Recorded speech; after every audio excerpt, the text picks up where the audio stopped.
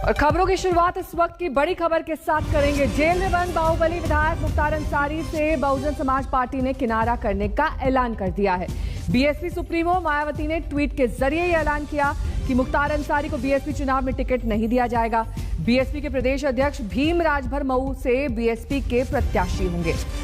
मायावती ने कहा कि पार्टी की कोशिश होगी किसी भी बाहुबली या माफिया को टिकट न दिया जाए।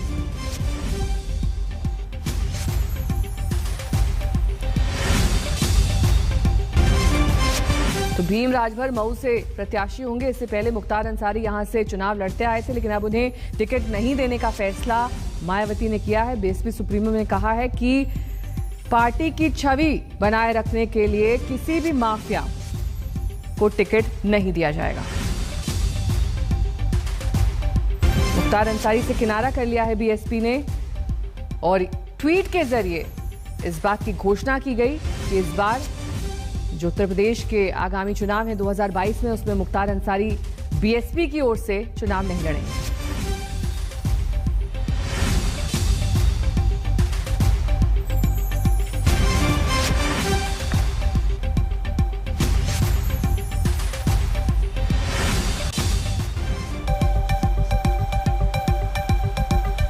तो ये ट्वीट मायावती के ट्विटर हैंडल से आप देख सकते हैं, जिसमें इस बात का साफ तौर पर जिक्र किया गया है किसी भी बाहुबली या फिर माफिया आदि को पार्टी से चुनाव नहीं लड़ाया जाएगा। इसके मद्देनजर ही ये बड़ा फैसला कि अब मऊ विधानसभा सीट से टिकट नहीं दिया जाएगा मुख्तार अंसारी को।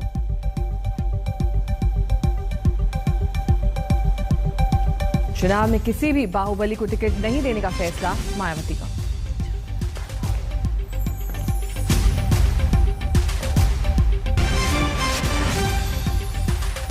अब से कुछ दिन पहले ही मुख्तार अंसारी के बड़े भाई और भतीजे ने समाजवादी पार्टी का दामन थामा है और मायावती के इस फैसले को उससे भी जोड़कर देखा जा रहा है। तो बड़ा ऐलान बीएसपी सुप्रीमो मायावती की तरफ से। भीम राजभर होंगे अब मऊ से बीएसपी के प्रत्याशी। वो यहां चुनाव लड़ेंगे बीएसपी के टिकट से। 2022 के यूपी विधानसभा चुनाव में अब किसी भी बाहुबली को टिकट नहीं देगी बीएसपी।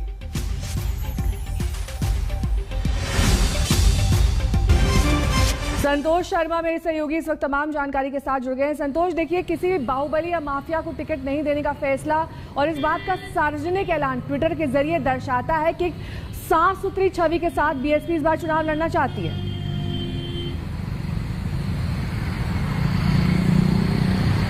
देखिए, बीएसपी सुप्रीमो मायावती ने जो ट्वीट करके ऐलान किया है कि मुख्तार अंसारी को वो मऊ विधानसभा से अपना प्रत्याशी नहीं बनाएगी और साथ ही ऐलान किया है कि इस बार पार्टी की कोशिश होगी कि दागी और बाहुबली छवि के जो लोगों को उनको अवॉइड किया जाए, उनको पार्टी टिकट न दे।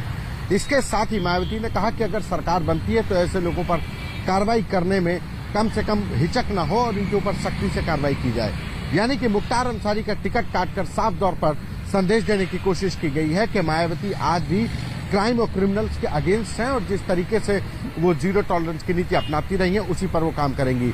मुख्तार अंसारी को टिकट नहीं देगी बीएसपी, इसका ऐलान हो गया है। उनकी जगह पर भीम राजभर जो प्रदेश अध्यक्ष है बीएसपी के, उनको मऊ से टिकट दिया जाएगा। इस बात का आधिकारिक तौर पर ऐलान हो गया है। मुख्तार अंसारी के लिए झटका कहा जा सकता है क्योंकि मुख्तार अंसारी के जो बड़े भाई पूर्व विधायक सिकबतुल्ला अंसारी अभी हाल ही में समाजवादी पार्टी में शामिल हुए थे। समाजवादी पार्टी में शामिल होने के बाद माना जा रहा था कि अंसारी बंधु कहीं न कहीं समाजवादी पार्टी में शामिल हो जाएंगे। हालांकि आधिकारिक तौर पर मुख्तार अंसारी समाजवादी पार्टी में शामिल नहीं हुए। बहुत बहुत शुक्रिया संतोष तमाम जानकारी के लिए आपका। और कुछ ही दिन पहले मुख्तार अंसारी के बड़े भाई और भतीजे समाजवादी पार्टी का दामन थाम चुके हैं। मायावती के इस फैसले को उससे भी जोड़कर देखा जा रहा है। दो तस्वीरें आपके सामने है। बड़ा फैसला, मुख्तार अंसारी से किनारा कर लिया है बीएसपी ने। बीएसपी ये कहना है कि जो भी बाहुबली है, माफिया हैं, उन्हें अब पार्टी टिकट नहीं दिया जाएगा। अब साइकिल की सवारी मुख्तार अंसारी के भाई करेंगे। उन्होंने समाजवादी पार्टी को ज्वाइन कर लिया है, उनके बेटे ने भी ज्वाइन किया है और मायावती के इस फैसले को इस फेरबदल से भी जोड़कर देखा जा रहा है। अरे बैठो यार। और अब बात भारत की राजनीति की। आज तक से एक्सक्लूसिव बातचीत में शरद पवार ने कांग्रेस पर तीखा बयान दिया। पवार ने कहा कि कांग्रेस जमींदारों की तरह पुराने दौर से उबर ही नहीं पाई है और मौजूदा सच्चाई को स्वीकार नहीं कर पा रही है। ममता बॅनर्जीला तुम्ही फेस करू शकता, चेहरा होऊ शकतात 2024च्या इलेक्शनमध्ये. तर मी काँग्रेसच्या लोकांना विचारतो, ममता बॅनर्जी क्यों, हमारे पास राहुल गांधी है. असं जेव्हा जो तो पक्ष आणि विशेषतः काँग्रेस पक्षातलं ॲव्हरेज सहकारी हे आपल्या नेतृत्वाच्या चोळणी यत्किंचित सुद्धा कधी वेगळी भूमिका घेण्याच्या मनस्थितीत नसतात. एक अहंकार आहे का अजूनही, की अजूनपर्यंत काही अनरिअलिस्टिक एक्सपेक्टेशन्स आहे की जुनी काँग्रेस आहे? कसं आहे की मागे एकदा मी गोष्ट एक सांगितली होती की उत्तर प्रदेशमध्ये असे जमीनदार आहेत, त्यांच्याकडे मोठी शेती आहे, गावामध्ये त्यांची हवेली असते.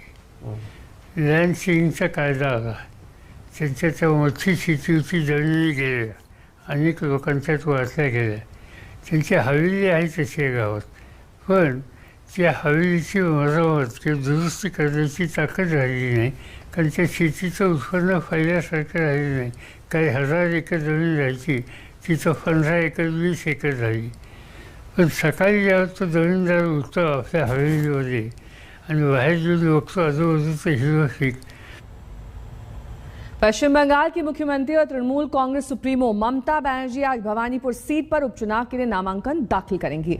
नंदीग्राम में वो शुभेंदु अधिकारी से चुनाव हार गई थी. ममता के खिलाफ कांग्रेस ने प्रत्याशी न उतारने का ऐलान किया है, जबकि बीजेपी ने ताल ठोककर कहा है कि ममता को वो फिर से हराएंगे.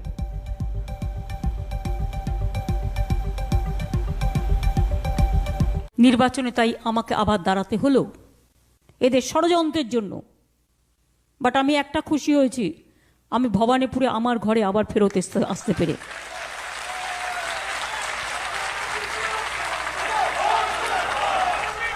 নিশ্চয়ই ভবানীপুরের মানুষ মনে প্রাণে চেয়েছিলেন যে আমি ভবানীপুরেই থাকি। बीजेपी स्ट्रांग है, वो मुख्यमंत्री को बीजेपी ही हराया एक बार, दोबारा हराने में क्या है, हार जीत तो बाद में होगा। भारतीय जनता पार्टी एक पार्टी के रूप में वहां लड़ाई करेगा, ममता बनर्जी को एक एक इंच के लिए लड़ना पड़ेगा। भवानीपुर विधानसभा क्षेत्र से कांग्रेस पार्टी अपना उम्मीदवार नहीं उतराएंगी, मतलब कांग्रेस पार्टी की तरफ से भवानीपुर सीट पे ममता बनर्जी के खिलाफ कोई उम्मीदवार हम मतलब कांग्रेस पार्टी नहीं खड़ा करना चाहते। ये हमारे पार्टी की आला कमान की निर्णय है। रुकना होगा यहाँ से ब्रेक के लिए, फौरन होंगे हाजिर कुछ और खबरों के साथ, देखते रहिए आज तक। और अब बात प्रधानमंत्री नरेंद्र मोदी के अमेरिकी दौरे की। अप्रैल के बांग्लादेश दौरे के बाद पहली बार किसी विदेशी यात्रा पर प्रधानमंत्री जा रहे हैं। प्रधानमंत्री मोदी 22 सितंबर को अमेरिका दौरे पर जा सकते हैं। 24 सितंबर को वो क्वाड शिखर सम्मेलन में भाग ले सकते हैं। पहले प्रधानमंत्री मोदी अमेरिकी राष्ट्रपति जो बाइडेन से भी मुलाकात करेंगे। अफगानिस्तान में तालिबान की नई सरकार के गठन के बाद पीएम मोदी का दौरा अहम माना जा रहा है। 2014 के बाद प्रधानमंत्री कई बार अमेरिका के दौरे पर गए। शुरुआत 2014 सितंबर से हुई, जब उन्होंने संयुक्त राष्ट्र महासभा में शिरकत की। 2018 को छोड़ पीएम 2019 तक हर साल अमेरिका के दौरे पर गए हैं।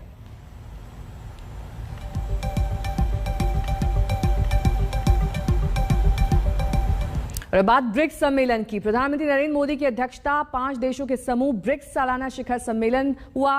वर्चुअल तरीके से आयोजित इस शिखर सम्मेलन में अफगानिस्तान संकट को शांतिपूर्ण तरीके से निपटाने का आह्वान किया गया। भारत ने जोर दिया कि अफगानिस्तान की जमीन आतंक के इस्तेमाल के लिए ना हो। रूस के राष्ट्रपति पुतिन ने पीएम की बातों से सहमति जताई।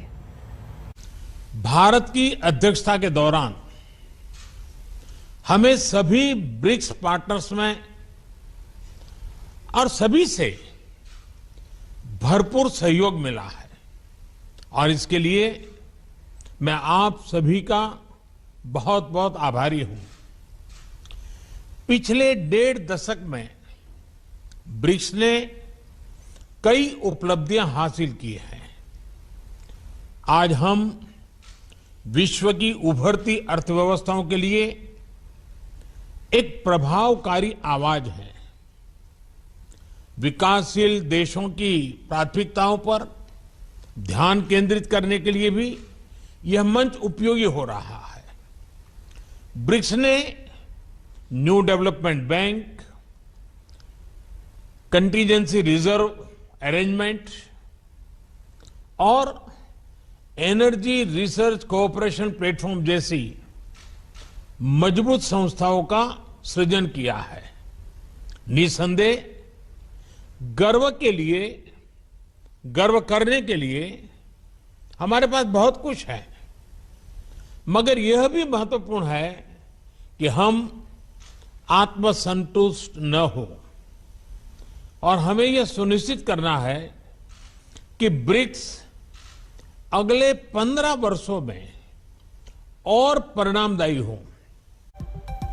रुकना होगा यहाँ से ब्रेक के लिए, फौरन होंगे हाजिर कुछ और खबरों के साथ। देखते रहिए।